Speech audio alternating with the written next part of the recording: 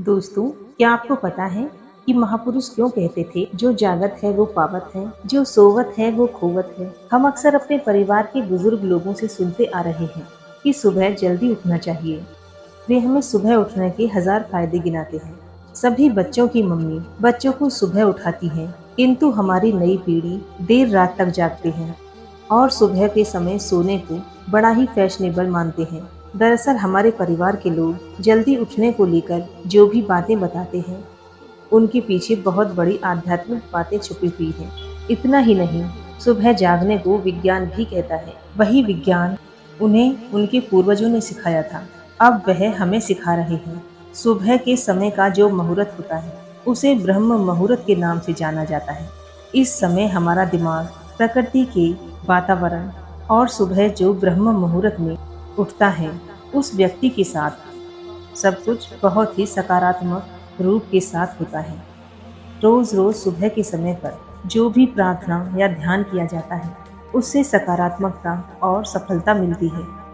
दोस्तों, ऐसी ही विडंबना पर एक कथा व्याप्त है। इस कथा में सिर्फ ब्रह्म मुहूर्त के साथ साथ एक ऐसी ध्यान की विधि बताएंगे जिसे कोई भी 21 दिन अपनाता है तो वो अपने सपनों को साकार कर सकते हैं। उन्हें ब्रह्मांड की शक्तियों की विशेष मदद मिलने लगती है। इसके साथ वह व्यक्ति अपने मन को स्थिर और बुद्धिमान बन जाता है। तो चलिए, मैं आपको वो कथा सुनाती हूँ। एक समय की बात है, नारद जी जब आकाश मार्ग से होते हुए जा रहे थे, तभी रास्ते में उन्हें इंद्र देवता मिले। वह नारद जी से पूछने लगे कि हे नारद जी, मैंने देखा है कि प्रत्येक इंसान जो सुबह के समय ब्रह्म मुहूर्त में उठते हैं, वह बहुत सुखी रहते हैं। ऐसा क्यों है? अब नारद जी को इस बात का ध्यान नहीं था। उन्होंने कहा कि हे इंद्रदेव, मैं तुम्हारे प्रश्न का उत्तर कल दूंगा। वहां से सीधा पहुंचे भगवान श्री कृष्ण की नगरी वृंदावन, और वहां पहुंचकर वहां उन्होंने देखा कि भगवान श्री कृष्ण एक पेड़ के पास खड़े होकर बांसुरी बजा रहे थे।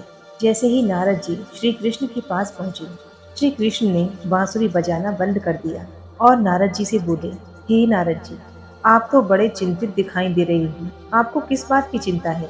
तब देवर्षि नारद बोले, हे भगवान, आज मैं आकाश मार्ग से होता हुआ वैकुंठ लोक की तरफ जा रहा था। तब रास्ते में मुझे देवराज इंद्र मिले। उन्होंने मुझसे पूछा कि हे नारद जी, जो लोग सुबह सुबह ब्रह्म मुहूर्त में उठते हैं, वे सभी इतने खुश क्यों रहते हैं? हे भगवान, मैं इसी प्रश्न का उत्तर आपके पास जानने के लिए आया हूँ। तब भगवान श्री कृष्ण कहते हैं, हे नारद जी, वाकई में इंद्रदेव ने आपसे ये प्रश्न पूछकर समस्त मानव जाति का कल्याण किया है। आज कलयुग के मानव के लिए ये प्रश्न इतना महत्वपूर्ण है जैसे उसके शरीर में बसी हुई जान है। नारद जी, मैं आपके इस प्रश्न का उत्तर एक कथा के माध्यम से बताऊंगा। कृपया करके आप इस कथा को अंत तक जरूर सुनना, और जो भी मनुष्य इस कथा को पूरा सुन लेगा, वो कभी भी इस अवसर को अपने हाथ से जाने नहीं देगा। ब्रह्म मुहूर्त का रहस्य जानने से पूरा जीवन बदल जाएगा।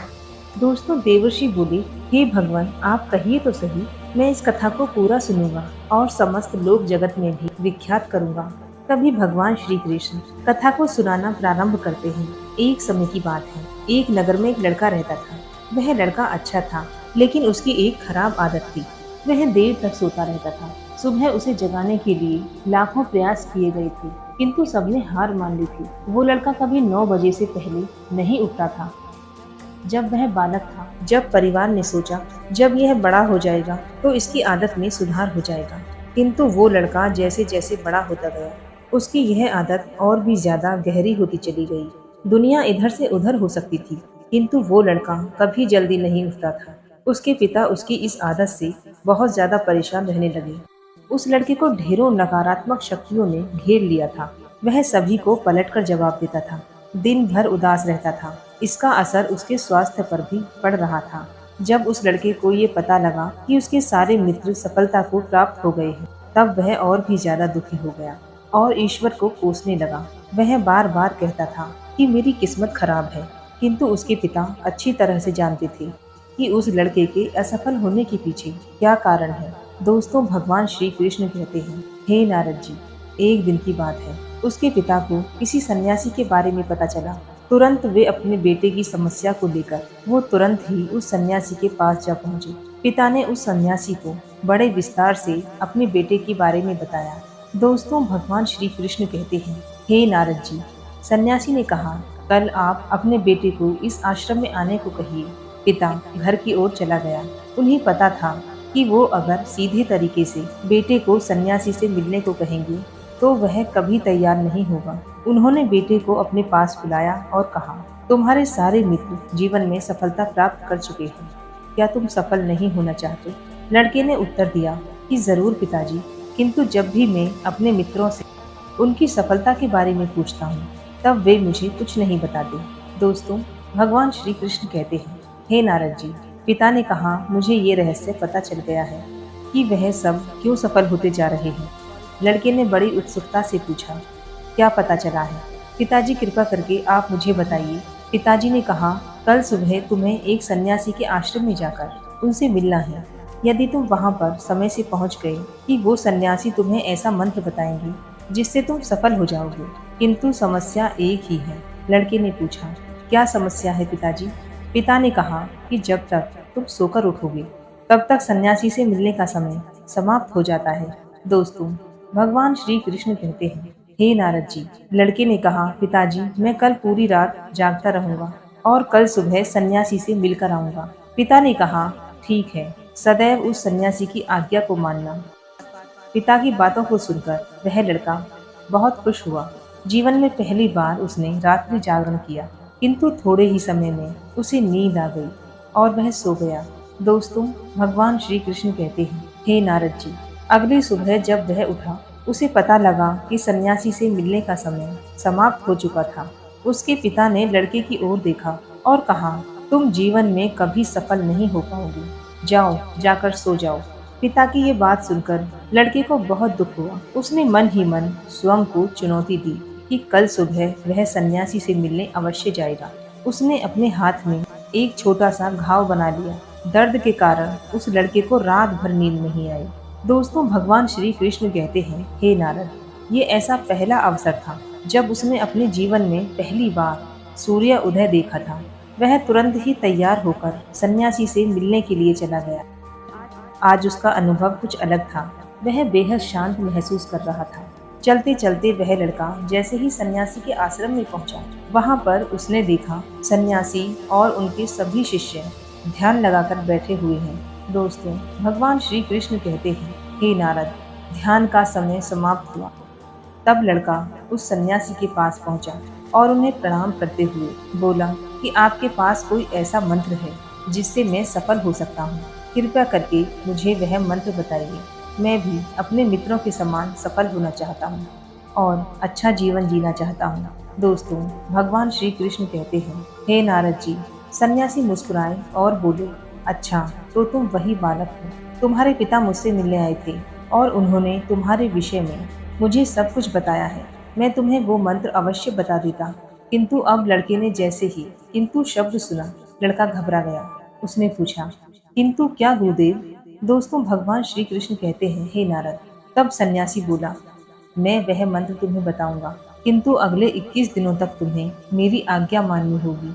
मैं तुम्हें वो मंत्र 21 दिनों के बाद बताऊंगा। तब तक मैं तुमसे जो भी कार्य कहूँगा तुम्हें वह करना होगा। यदि तुम असफल हुए या कार्य के बीच से तुम्हारा संकल्प टूट गया, तब उस मंत्र का असर नहीं होगा। दृढ़ निश्चय के साथ उस लड़के ने कहा, मुझे आपकी सारी आज्ञा स्वीकार है। मैं अगले 21 दिनों के लिए आपका दास हूँ। आप जो भी कहेंगे मैं वही करूँगा। मुझे केवल और केवल उसी मंत्र के बारे में जानना है।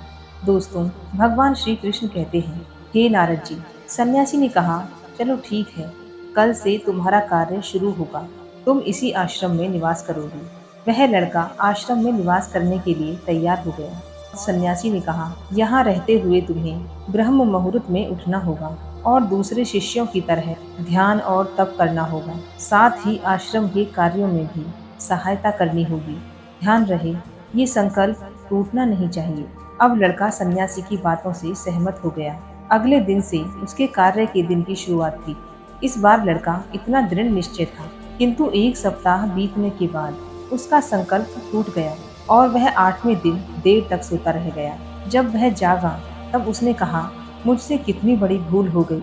वह रोते हुए सन्यासी के पास पहुंचा और कहा, हे गुरुदेव, मेरा संकल्प टूट गया है। अब मैं जीवन में कभी सफल नहीं हो पाऊंगा। बौद्ध सन्यासी ने उसे समझाते हुए कहा, एक बार फिर से शुरुआत करो, फिर से संकल्प करो।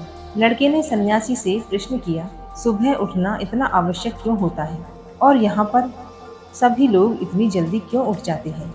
दोस्तों, भगवान श्री कृष्ण कहते हैं, हे नारद।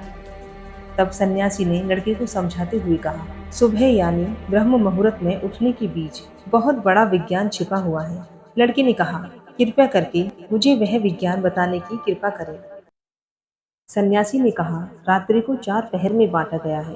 पहला रुद्रकाल, इसका समय शाम 6 बजे से लेकर 9 बजे तक होता है। दूसरा राक्षस काल, जिसका समय 9 बजे से 12 बजे तक होता है। तीसरा गंधर्व काल, जिसका समय रात्रि 12 बजे से दोपहर 3 बजे तक होता है। और सबसे अंत में जो पहर आता है उसे मनोहर काल कहते हैं। इस समय को ब्रह्म मुहूर्त तथा अमृत बेला के नाम से भी जाना जाता है। इसका समय 3 बजे से सुबह 6 बजे तक होता है। ये वह समय होता है जब पूरे संसार की नकारात्मक शक्तियाँ निष्क्रिय अवस्था में होती हैं और सकारात्मक शक्तियाँ सक्रिय होती हैं। ब्रह्म अर्थात देव, मुहूर्त अर्थात समय। ब्रह्म मुहूर्त का अर्थ देवों का समय होता है। दोस्तों, भगवान श्री कृष्ण कहते हैं, हे नारद जी। वे सन्यासी आगे कहते हैं कि इस समय देव धरती विचरण कर रहे होते हैं और जागृत मनुष्य पर उनका बड़ा ही सकारात्मक प्रभाव पड़ता है। ब्रह्म मुहूर्त एक ऐसा समय होता है जिस समय मनुष्य का मस्तिष्क खाली होता है। इसमें किसी प्रकार के कोई विचार नहीं होते और इस समय पढ़ने वाले बच्चे अपनी पुस्तक खोल अपने पाठ का अध्ययन कर रहे होते हैं, तो उन्हें सब कुछ जल्दी जल्दी याद भी होता है और ये लंबे समय तक याद रहता है। ये ऐसा समय है जिसमें हम ध्यान को समझने का प्रयास करते हैं। इस कारण से आश्रम के सभी शिष्य और संसार में बहुत से ज्ञानी लोग ब्रह्म मुहूर्त में ही उठ जाते हैं। प्राचीन काल में रोशनी का कोई स्रोत न होने के कारण लोग अपने दिन का समापन सूर्यास्त के साथ और आरंभ सूर्य उदय के साथ किया करते थे। ये एक तरीका है जिससे मानव जीवन प्रकृति के साथ तालमेल बनाकर चलता है। दोस्तों, भगवान श्री कृष्ण कहते हैं, हे नारद जी। उस लड़के ने कहा कि ठीक है, मैं कल से अपना संकल्प फिर से शुरू करता हूँ, किंतु ब्रह्म मुहूर्त में उठकर मुझे क्या क्या करना चाहिए? तब उस सन्यासी ने कहा, ठीक है, मैं तुम्हें बताता हूँ कि ब्रह्म मुहूर्त में क्या और कैसे करना चाहिए। सबसे पहले उठकर धरती पर पांव रखने से पहले धरती माता को प्रणाम करना चाहिए। दोस्तों, भगवान श्री कृष्ण कहते हैं, हे नारद जी। वो सन्यासी आगे कहता है, अपनी हथेलियों की ओर देखो और ईश्वर को धन्यवाद दो कि उन्होंने तुम्हें आज का सूर्य उदय देखने का अवसर दिया है। इसके बाद नित्य कर्म और स्नान करने से शरीर ही नहीं बल्कि मन की शुद्धता भी बढ़ती है। स्नान करने के पश्चात ध्यान की प्रक्रिया होती है। ब्रह्म मुहूर्त की ध्यान प्रक्रिया की अवधि 21 दिन तक होती है। इस विधि का उपयोग किया जाता है जब आप अपनी कोई मनोकामना की पूर्ति चाहते हैं। ये ऐसा समय होता है जब व्यक्ति अपने आज्ञा चक्र को सक्रिय करने पर काम करते हैं। भगवान श्री कृष्ण कहते हैं, हे नारद जी। वो सन्यासी आगे कहता है, आज्ञा चक्र दोनों भव के बीच होता है। ये संकल्प का स्थान भी कहा जाता है। अगर इस चक्र पर केंद्रित किया जाए और अपनी मनोकामना को बार बार दोहराए तो मात्र 21 दिनों के भीतर वह पूर्ण हो जाती है। अगर आपके मन में कोई अधूरी मनोकामना है और आप उसे पूरी करना चाहते हैं, तब सबसे पहले तो उस मनोकामना का स्पष्टीकरण कर लें। आपको क्या चाहिए ये निर्णय अवश्य कर लें। इसके बाद ध्यान की विधि को शुरू करें। ब्रह्म मुहूर्त में स्नान के बाद ऐसा स्थान चुनें जहां वायु का प्रवेश हो। ध्यान में शुद्ध प्राण वायु का होना आवश्यक है। ज्ञान की मुद्रा में रीढ़ की हड्डी सीधी होनी चाहिए, साथ ही गर्दन भी सीधी होनी चाहिए। सुखासन की अवस्था में दोनों हाथों को घुटनों पर रखकर आंखें बंद करके बैठ जाएं। हाथ की मुठ को बंद कर लें और 2-3 मिनट तक बिल्कुल शांत हो जाएं। जब आपका शरीर स्थिर हो जाए, जब श्वास भी शांत हो जाए, तब उसके बाद अपना सारा ध्यान इंद्रिय चक्र पर लगाएं। इस दौरान लंबी गहरी सांस लें और सांस को रोक कर रखें। इस समय अपनी इच्छा को मन ही मन दोहराएं। अपने मन की आंखों से अपने इष्ट देव और देवी देवताओं को चिंतन करें। दोस्तों, भगवान श्री कृष्ण कहते हैं, हे नारद जी। उस सन्यासी ने कहा, जब सांस को रोकना कठिन हो जाए, जब धीरे धीरे श्वास को बाहर की ओर छोड़ें, सांसों को नाक से भरें और मुख से छोड़ें। इस प्रक्रिया को 3 से 4 बार प्रतिदिन दोहराना है। ऐसा प्रतिदिन करने से आपकी जो मनोकामना है अवचेतन मन तक अवश्य पहुंचेगी और इच्छा पूर्ति जल्दी होगी। आज्ञा चक्र सक्रिय होता है और हमारी आज्ञा को पूरा करता है। सांस को रोक कर रखने के दौरान शरीर में आपातकाल स्थिति हो जाती है, जिससे कि आप बेकार की बातें सोचने से और बेकार के विचार करने से बचे रहते हैं। इससे मन की एकाग्रता बढ़ती है, तब इच्छाएं अवचेतना पहुंचाती है। ब्रह्म मुहूर्त के समय पर ईश्वर की विशेष कृपा होती है और कोई भी व्यक्ति को जब अपनी मनोकामना को इस समय दोहराता है तो उसकी इच्छाएं जल्द से जल्द पूरी होती हैं। दोस्तों, भगवान श्री कृष्ण कहते हैं, हे नारद जी, इस प्रकार सन्यासी ने उस लड़के को ब्रह्म मुहूर्त का महत्व बताया।